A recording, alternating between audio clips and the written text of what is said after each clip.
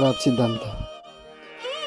म हँसिया भन्दा थोरै बाङ्गो र धारिलो बनेको छु तिम्रो सिद्धान्तको कुरा काट्न। किन छोरो नजन्मेसम्म छोरी जन्माइरहन्छ तिम्रो जनसङ्ख्या व्यवस्थापन सिद्धान्त।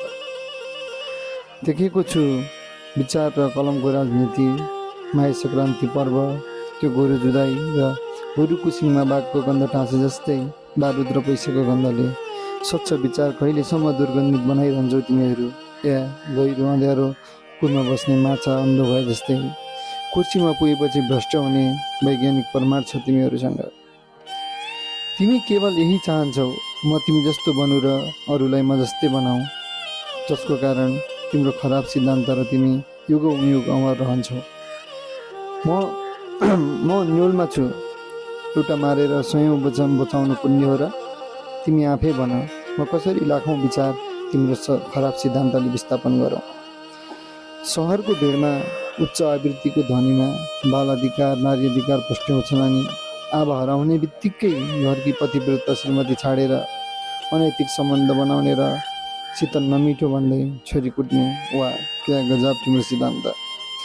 यही सिद्धान्तका पुजारी बलि नचढाऊ भो कलिला जन भावना।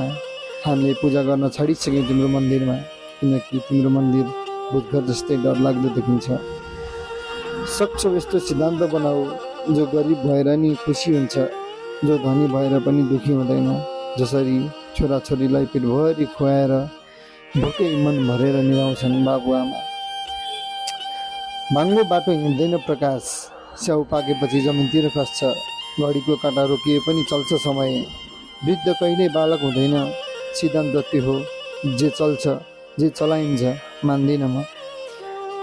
मलाई नधकेल तिम्रो कालो सिद्धान्तको भुमरीमा।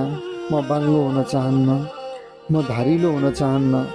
मलाई नेपाली भएर जिउनु छ, बुद्ध शिष्य बनेर जिउनु छ।